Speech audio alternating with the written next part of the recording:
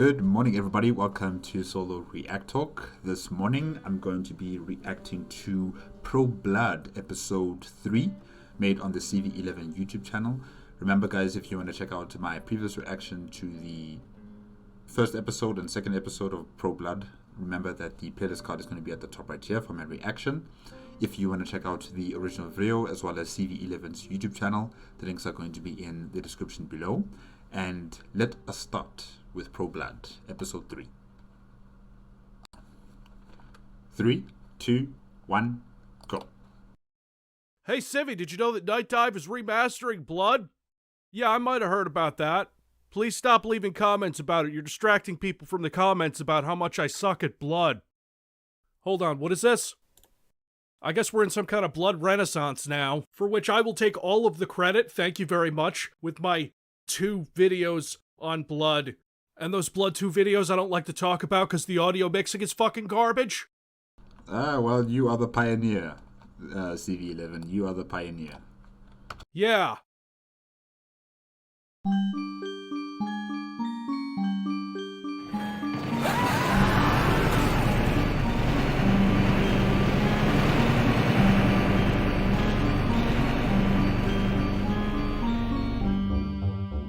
I'm gonna paint the town red.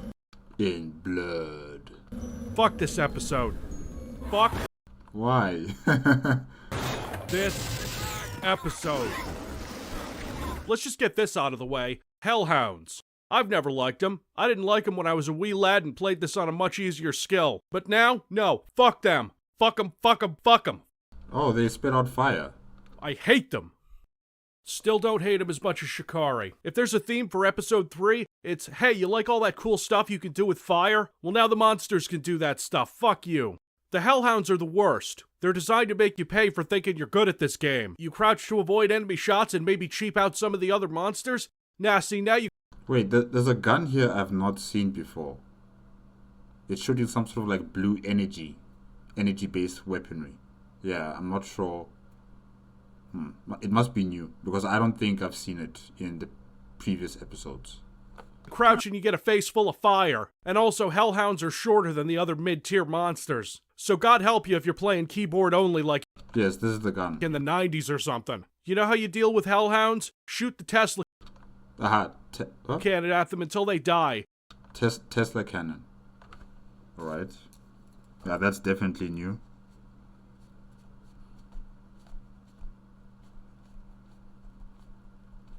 Okay. You don't have a Tesla cannon? Jump around like a madman. This would be a lot easier with auto aim, but we're not doing that. It's not the Pro Series way, till we do a game that doesn't let you look up or down. Episode 3 leaves a bad taste in my mouth. It's not just that from the start you got hit scanners everywhere, like this. Oh, this room here.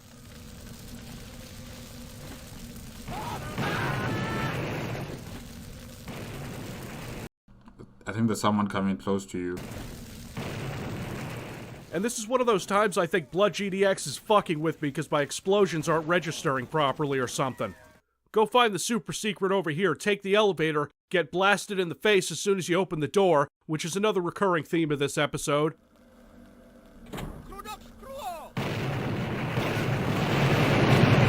Whoa, what's happening? Elevator's busted.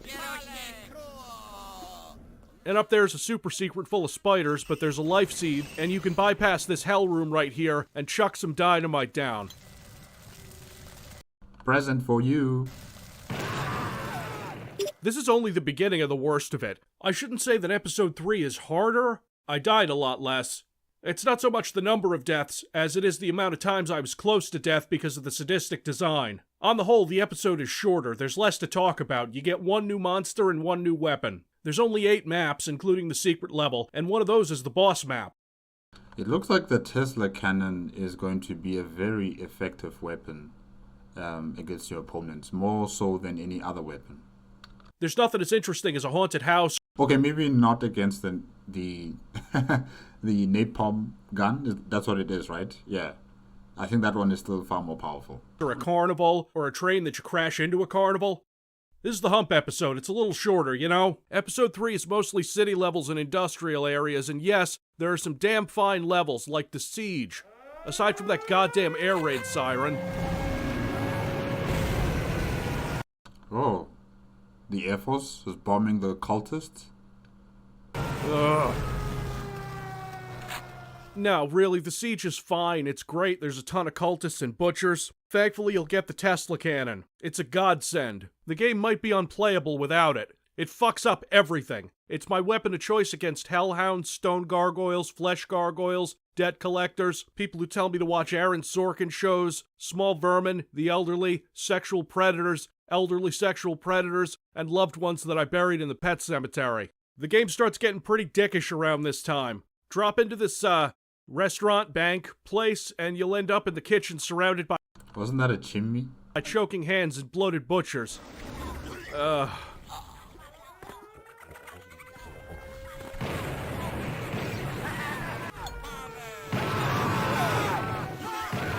wonder which ones are more irritating, the chokers or the hellhounds.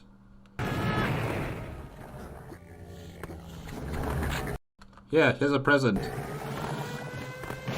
Take another one. And another one. Another one. One more for luck. One more to take home. But once you get through there, it's the sewer level. Man, there's always a sewage or sewer level in any of the games that CV11 is playing. You know, in Postal games, he has to be going in through the sewage. In Pro Blood, or should I say Blood, he has to be going into the sewage as well. Interesting.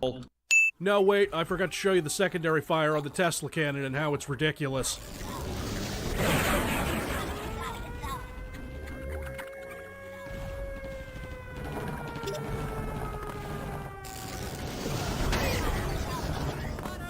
Oh, so it has an area of effect, the second option.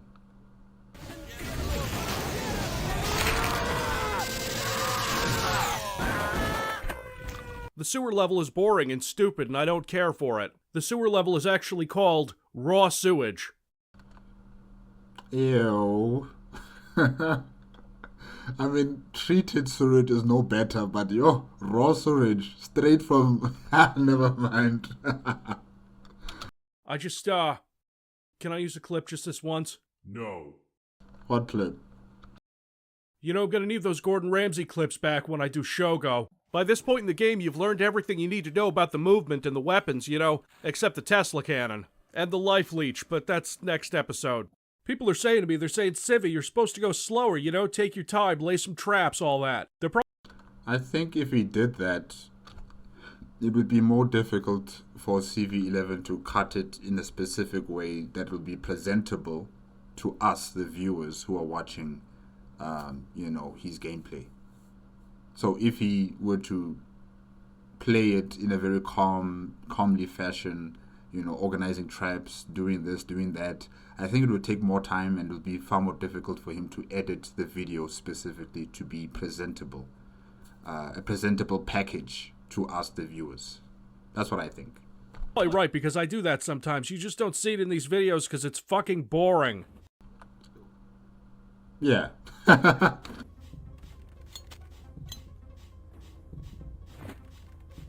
Present.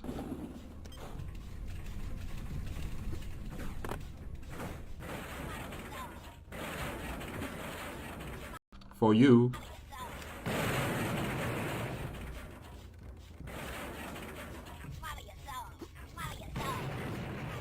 Wait, are the hand chokers talking? Or hand stranglers? What are they? Are they the hand stranglers or hand chokers? I forgot.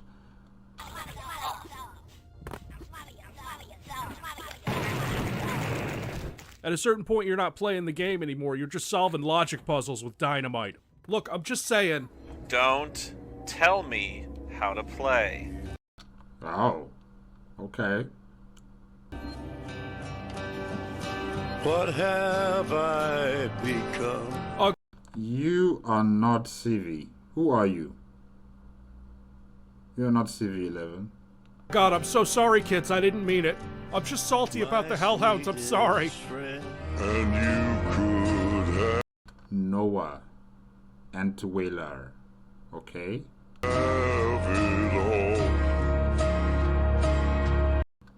137 patrons, $500 per month.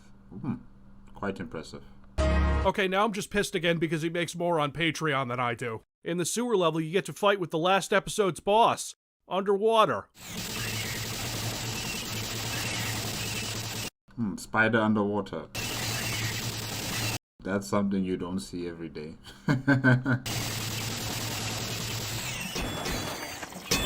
I know what you guys want. Weird game quirks. So here's how the voodoo doll works against the bloated butcher. What is it vomiting out? Like saliva or just acid or what? I don't know why. I didn't even know until somebody pointed it out in the comments. Takes forever, but the animation is cool. Whoa. So when it dies, it just peels off the flesh and skin. Okay.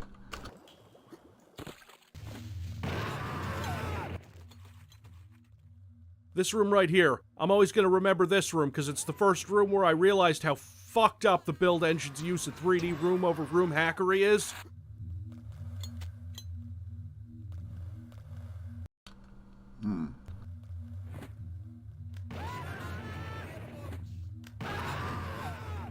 And don't fucking tell me that the cultists see you from up there in the DOS version, because they don't. Throughout this series, and obviously a little bit in Pro Wang, I go back to the DOS versions to see how those behave in comparison, and more so with Blood GDX because it doesn't use Blood's real source code, it's reverse engineered from like an alpha, and so I try to look into this stuff because I don't like to look like an asshole on the internet, and occasionally I don't. And the sewer level ends with one of those classic the exit is actually really close to where you started, but it's just a little too high for you to jump to. Oh, god damn it! Around. You guys shut up, I'm out of Tesla charges. But then comes the sick ward. I'm here The sick ward. to donate some blood. Someone else's. This is Okay. Caleb, whatever you say. This guy's weird. Caleb. the point of no return. If you're not properly motivated to finish this game, I think this is where you'll give up. It's not so much the constant hellhounds, the fact that your ammo starts to get a little tight, and the fire traps. Maybe you need to stick to the pitchfork more often. Especially for like the zombies. I don't think you need to have the spray can and, you know, burn the zombies. Maybe for the hellhounds because they spit fire and you need to be shooting at them at a distance. So a pitchfork won't really work with them. But for the hand stranglers, for the zombies, I think a pitchfork will be fine. But there's this room, this torture room inside of the hospital, Assisted suicide ward. Wow. where you have to get a key from this swinging blade that, as far as I can tell, damages you no matter what, because it's not like a game entity which moves like a swinging blade would, it's like a fucking line. But once you get that, the door closes behind you and the walls break open and 4 phantasms come out. Now here's some math for you. I have 30 shells and it takes 8 to kill each phantasm. So how many times does this room kill me? Stick to the pitchfork if you can.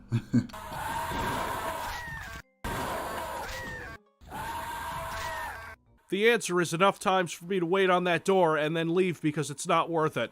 Fuck this shit, I'm out. Alright then. And don't tell me to get good because I pitchforked one to death in the chapel. At least, it's a 1.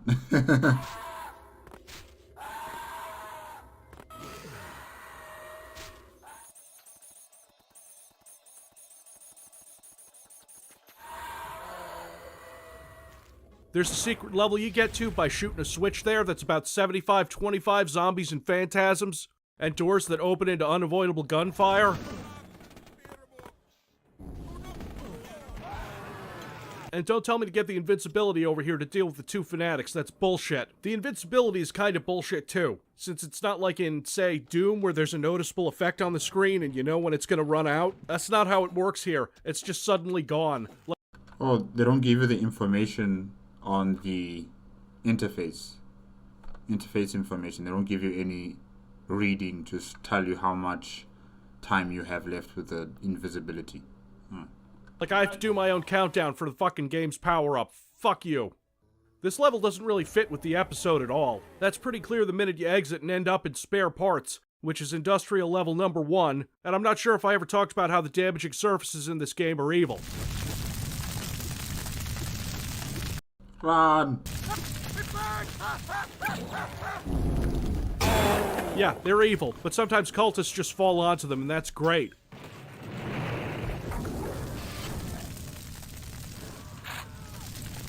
Speaking of evil...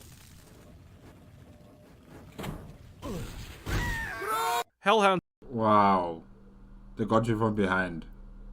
And they just came out of nowhere. Don't care. They're fireproof. I hate them. I fucking hate them. Please leave a comment on how you can cheap out the Hellhounds, because y'all keep telling me how I can cheap out the stone gargoyles by crouching, and I don't feel good doing that. It feels ugly and wrong. Especially Civvie 11, you do what you do to win. No matter how ugly or, you know, how weird it might seem. You do what you do to win. Especially with the Tesla cannon. It's too easy. I feel like I'm cheating. You're the only one who feels like he's cheating. I don't have any feeling like that. If I'm having a difficulty beating a particular mob and, you know, I'm being given suggestions on how to defeat this mob, I am taking that suggestion to defeat this mob, alright? I'm not going to stay here for more than 30 minutes trying to figure out how to kill this thing, and I still can't kill it, and I get frustrated, and I just, you know, give up on the game. That's not nice. Just like what you're doing right now with episode 3. You don't like episode 3 because of the way this map is being laid out. But with the help that you're getting through this pretty quick, I think. You know?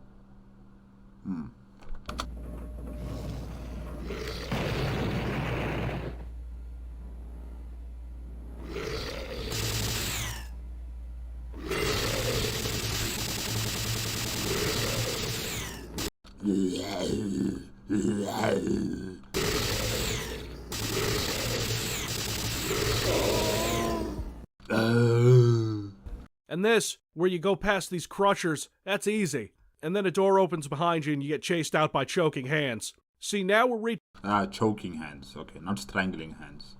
the levels of dickishness that you'd see in Blood 2. Except here it's, balanced?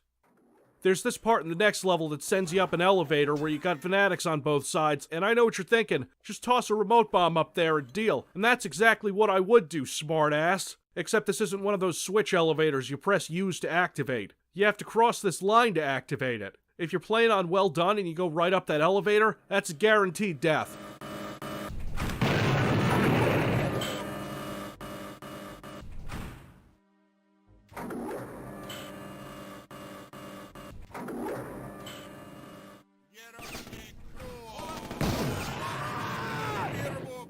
That level is monster bait. One big long mess of a level that takes place underground around a dam. There's no monsters on top of that dam because there's these 3 gargoyles crammed onto the elevator that's guarded by 3 hellhounds. And yeah, 3 gargoyles, 3 hellhounds. Ooh. It's cool to blow stuff up. You blow a giant hole in the dam and then you go to the pit of Cerberus.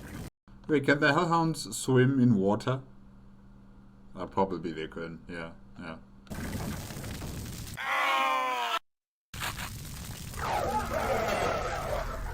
Cujo? Let's file that under Caleb makes a cultural reference that won't exist for another 50 years. Zap the hell doggies. Kill them till you hit these switches and then this rock wall explodes, revealing the hardest boss in the game. Cerberus. Yeah, fuck Cerberus. Wait, why does Cerberus... It looks like it has 2 heads. Yeah, it has 2 heads. Why doesn't it have 3 heads?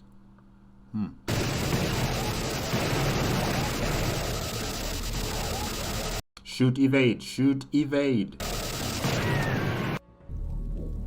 Remember, we're playing on Well Done. So how much health... Yeah, 2 heads. health does he have? About 500 less than Sheog. But who gives a fuck when he shoots 2 balls of napalm at you at once? That's a 1 or 2 hit kill, and since the first one blinds you, it might as well be fatal. No cheesing him by ducking. Now you cheese Cerberus by jumping around and using the Tesla cannon.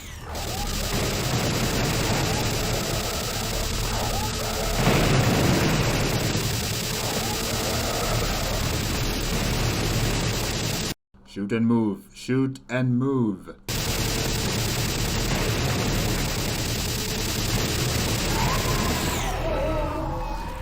Good doggy. Play dead. I feel bad because Chernobyl Caleb, what are you...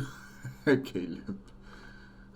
is such a fucking pussy in the last episode. I can't wait to show you. Caleb cuts Cerberus open, puts a remote bomb inside his chest, and I just cannot deal with these cutscenes right now.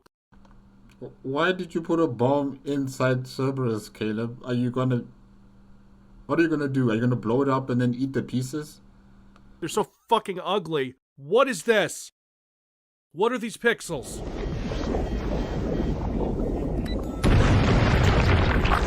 Rest in pieces.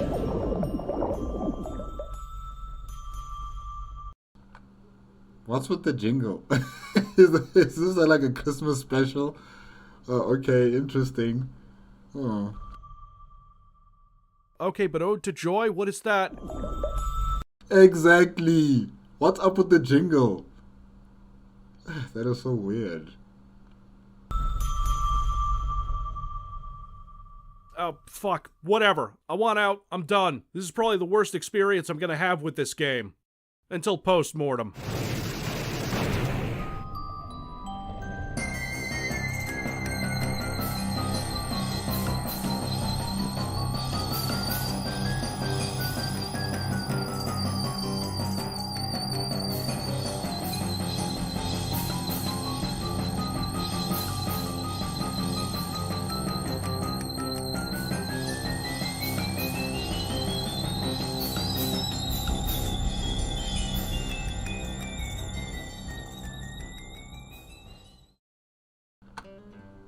Alright guys, that is it with Pro Blood episode 3 made on the Civvie 11 YouTube channel. Yeah, the Tesla cannon is a nice addition to the armaments that are available to Caleb. Caleb is weird. The things he's talking about, like, I don't get it, but yeah. He's trying to act cool, I think. I think that's what he's trying to do. He's trying to act cool. I really thought he was going to eat the dog, Cerberus, but no, he just blew it up just to make sure that it is permanently dead. Yeah. And yeah, just mainly the regular enemies, just the hellhounds that are a new addition, and the maps, or the layout of the maps that we've been shown in episode 3, they don't really look that complicated. I think it's just the mechanics, just as Civvie 11 has stated, that, you know, it is a bit irritating in some parts, where you would think some game mechanics would respond in a particular way, but they don't. They act in the complete opposite, and it just creates a bit of frustration. And also, you know, the fact that Civvie 11 doesn't really want us to see how he formulates plans on how to defeat the mobs. He just rushes through the maps. It's completely understandable. Like I said, maybe he wants to make sure that he's able to edit it in a way that would be presentable and well packaged for the viewer. But he's also clearly stated that he doesn't want to make it boring. So, yeah. But yeah, this was nice, I guess. It's not as shocking as episode 2, you know, with what happened to Caleb's friend and the fact that he consumed his friend's flesh. That was shocking. This story about taking out Cerberus, I'm not really sure. Does it push the narrative or the story of the game? I'm not entirely sure. The siege. What was happening in that map? You know, with the aircraft bombing the cultists. Are the military going to be further involved in the game, or was it just specifically for that map, siege? Yeah, I'm just wondering about that. But yeah, guys, that's it. That's it with episode 3. Remember, if you want to check out the original video as well as Civvie 11's YouTube channel, the links are going to be in the description below.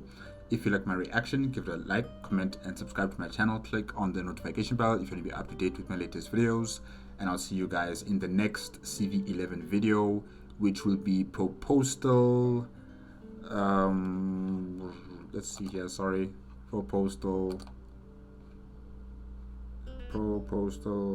Oh, proposal for Tuesday. Yes, that will be next. Okay. Bye-bye.